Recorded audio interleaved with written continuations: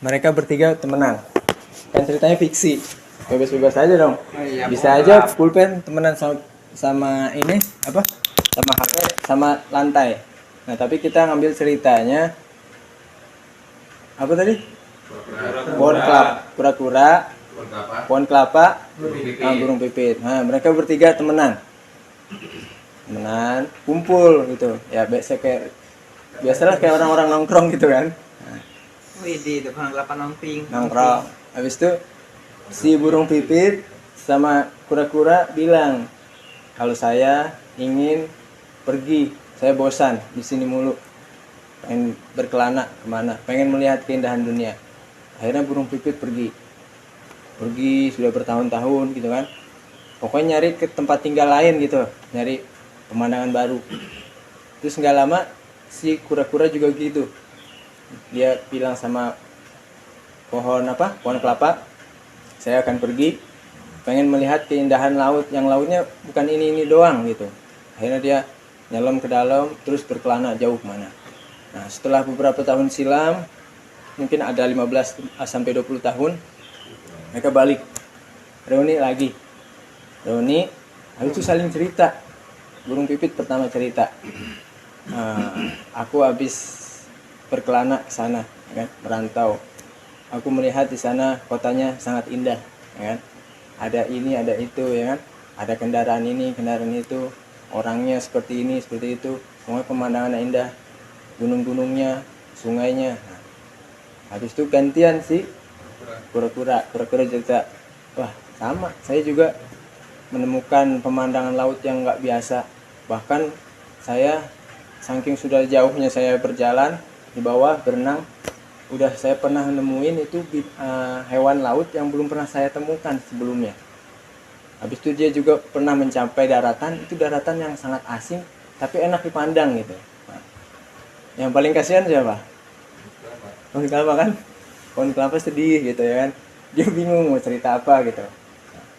Ya, semoga aja nih bisa jadi bahan cerita lah gitu, daripada cerita ya. Tapi yang paling penting ceritanya ada pesan moralnya, walaupun judulnya pemberontakan. Oke? Nah, pohon kelapa paling sedih nih. Aduh, mereka pada cerita udah habis dari sini, habis dari situ. Sedangkan dia kerjaannya di situ doang, namanya pohon nggak kemana-mana kan. Nah, habis itu si burung pipit bilang, udah cerita habis kata-kata kan, ngomongnya diem kan akhirnya. Tapi aku di suatu kota melihat ada pohon kelapa. Gitu. Terus di tempat yang lain lagi juga saya juga menemukan kelapa. Pokoknya hampir setiap tempat yang saya kunjungi saya menemukan kelapa, kata si burung pipit. Habis itu si itu juga bilang, si kura-kura, ini jangan nyambung dulu ya. Si kura-kura bilang, sama, walaupun saya udah menemukan keindahan yang terindah di dalam laut, bahkan menemukan hewan yang paling menakjubkan yang belum pernah dilihat sebelumnya, setiap saya sampai di daratan saya selalu menemukan pohon kelapa. Habis itu mereka saling pandang, burung pipit sama kura-kura. Habis itu ngeliat ke pohon kelapa. Nah, apakah pohon kelapa itu adalah sumbernya dari kamu gitu? Nah, baru si pohon kelapa cerita, ya setahun, 2 tahun berlalu, 10 tahun, 15 tahun, sampai puluhan tahun, pohon kelapa itu kan jatuh dia, kelapanya jatuh, terbawa arus, sampai ke suatu tempat, jadi tunas, tumbuh. Jadi di semua tempat yang ada kelapanya, itu sumbernya dari kelapa yang satu. Ya, tapi apa maksudnya, dapat hikmah nggak dari cerita ini kira-kira? Hikmahnya? Apa hikmahnya? Hikmahnya, walaupun dia diam. Kasih aja apa sih kira-kira hikmahnya apa sih?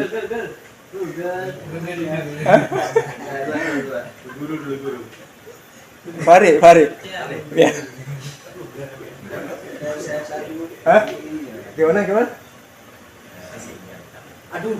Gimana Sim? Hikmahnya? Gak ada yang ngomong nih. Gak ada. Apa gak ada? Dan bilang mau ngomong langsung. Nah, oke, itu misalnya sulit ya buat diambil hikmah.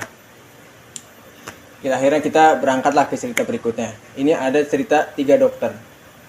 3 dokter sama dia temenan, sama kayak burung pipit, kura-kura makan kelapa. Tapi ini dokter 3. Mereka udah kuliah dulu di universitas ternama. Nah, kita sebutlah misalnya universitas terbaik di Indonesia apa sih? UI. Hah? Enggak, yang bener loh. UI misalnya UI ya. Win Sarip. UI paling misalnya terbaik nih. Nah, Win. ceritanya misalnya apalah gitu ya. Universitas itu terbaik, pokoknya paling sorotan. Pokoknya kalau misalnya disebut universitas itu, orang pasti tahu. Wow. Bahkan negara tetangga juga pasti tahu. Bahkan se-Asia mungkin, ya siapa sih yang nggak kenal universitas itu gitu. Mereka lulusan sana semuanya dan dokter. Ya, mereka semua dokter. Habis itu mereka udah lulus. Dulu itu dengerin. Ya Allah, hei. Tadi dulu. Siapa menjadi dalam? Nih, akhirnya mereka lulus kan, dokter ini lulus. Perempuan, ini semuanya perempuan. Ceritanya perempuan nih, ya kan? Mereka lulus. Yang pertama ceritanya dia langsung dapet rumah sakit besar. Wah, pasiennya selama 5 tahun, 10 tahun jangan dihitung. Bisa mungkin mencapai ratusan ya kan. Bisa juga berapa ratusan kasus yang sudah diselesaikan si dokter ini ya kan. Terus yang kedua, dokter yang kedua dia enggak seberuntung dokter pertama. Dia kerjanya hanya di puskesmas. Yang namanya puskesmas ya kan, yang enggak segede rumah sakit besar dong ya kan. Paling gajinya seberapa dan pasiennya bisa dihitung dan bayar cuman sekian, apa bahkan cuma nunjukin KTP gitu ya, nggak seberapa lah, nggak sebonafit yang rumah sakit besar yang terkenal. Dan yang ketiga ini yang lebih nggak beruntung, dokter yang ketiga, dia baru pengen ngasih lamaran ke rumah sakit atau ke tempat kerja instansi kesehatan, suaminya sakit, ya kan? Suaminya sakit, akhirnya dia ngerawat suaminya. Habis itu ibunya juga sakit, dia rawat ibunya.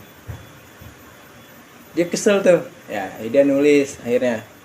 Dia nulis, ya biasalah namanya cewek kan gitu. Kadang nulisnya di medsos gitu. Saya tidak seberuntung 2 teman saya yang sudah dapat pekerjaan yang tetap, gaji tetap, ada bonusnya segala macam. Tapi saya menangani suami saya sakit, ibu saya sakit di rumah terus gitu kan. Ya kerjaannya paling cuman ngeracik-ngeracik obat buat ibunya, misalnya penyakit kanker, dia cari obatnya apa, ya kan? Obat herbalnya apa. Itu suaminya sakit stroke, gimana cara ngobatinnya? Stroke gimana sih sakit stroke? Dia Cing, praktek. gimana? Itu badannya kayak lumpuh. Gimana? Contoh badannya gimana kira-kira? Ya badannya gimana? Gimana? Coba. Ya, operasinya gimana? Mati ya. Operasinya gimana ya? Mati. Mati rasa lagi. Mati rasa, nggak usah makan. Iya bisa setengah ya, bisa setengah. Nah, pokoknya menderita bener dah, ya kan? Yang satu kanker, yang satu stroke. Sedih Strike. dia, tapi sabar dia sabar. Nah akhirnya waktu udah semakin melaju, semakin berlari, mereka akhirnya reuni sama kayak yang 3 tadi, 3 tokoh yang pertama. Reuni, cerita-cerita dong ya, biasalah ngebangga-banggain. Wah, saya kerja di sana di rumah sakit terkenal. Udah banyak orang-orang kaya nawarin saya rumah. Saya dikasih karena saya berhasil menyembuhkan penyakitnya. Saya ditawarin tanah. Karena memang saya kompeten dalam bidang itu ya kan. Pokoknya bangga-banggain diri gitu kan.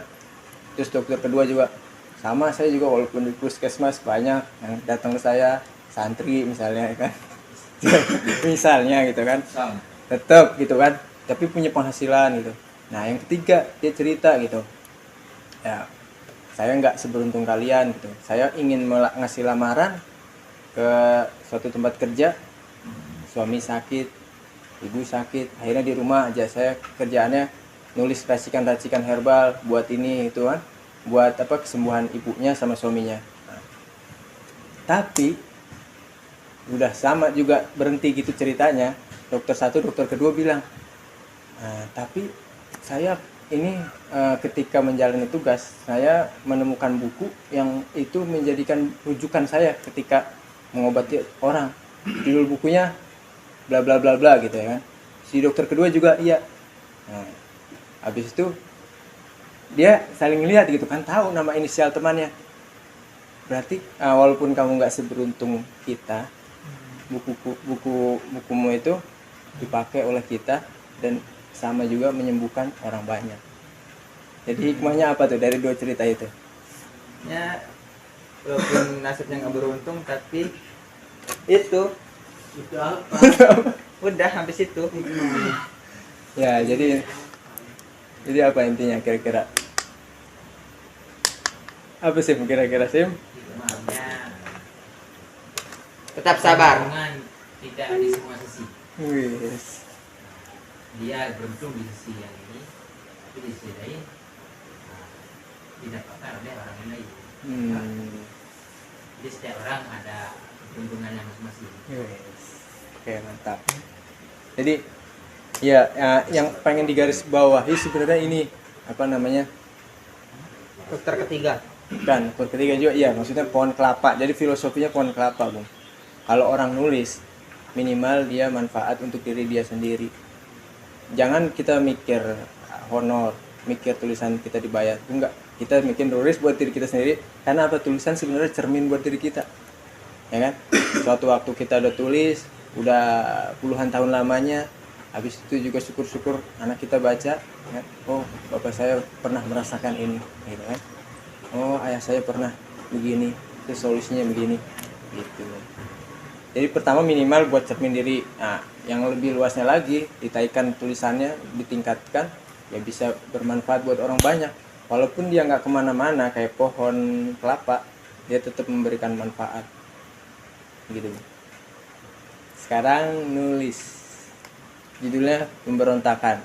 Tema besarnya pemberontakan dan bikin judul masing-masing. Hah? Judul- Jadi pemberontakan judul nggak benar. Maksudnya bikin judulnya masing-masing. Pokoknya tapi ada pemberontakannya. 200 kata. Itu cerita ya, Bung? Bikin cerita. Boleh fiksi nggak, Sat? Ya memang fiksi ya. Fiksi juga boleh. Nyata juga boleh. Oh, yang nyata ini ada yang nyata. Jangan nyambung data ya, Bung. Harus ngarang sendiri dari pikiran. Oke gas. 200 kata. Nomor 2 gas. Judul pemberontakan. Pokoknya pemberontakan. Tapi terserah kalau misalnya mau judulnya apa. Bebas. Misalnya mau judulnya Desa Wakando ya. Pakai topeng juga. Enggak.